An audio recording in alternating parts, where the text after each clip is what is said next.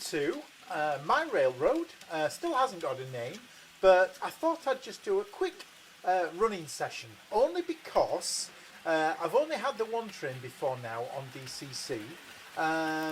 This one, as it goes past, is actually an analogue running on DCC on function 10, but it's a very, very old train. I think it's sort of about mid-90s when I got it. So it was sort of the end of the first time I ever had an N gauge. So yeah, so I thought, let's dig it out. So I've dug that out along with a couple of other old, how would you see this in the dark?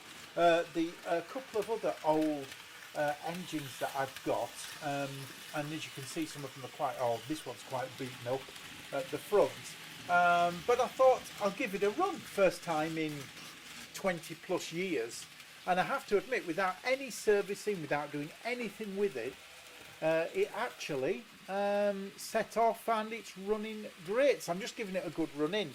Now the only thing different is, in between the, if anybody would ever remember this old sort of type of train, it had little bars that connected together and sort of made the couplings quite close. The problem is, over the years I've managed to lose them, so what I've done is just literally get little bits of wire, bent them and then hooked them round where the bar used to go, so they are running a little bit further apart, but at least I've got all the trains running.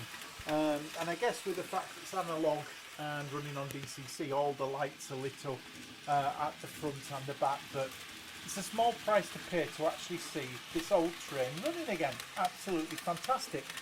I do have a 31, a 37, and a couple of other ones, but I'm afraid they well, quite simply not running at all. So I'm going to try and take them apart, see if I can clean them up a little bit, see if I can put some oil in places and just see if I can get them going.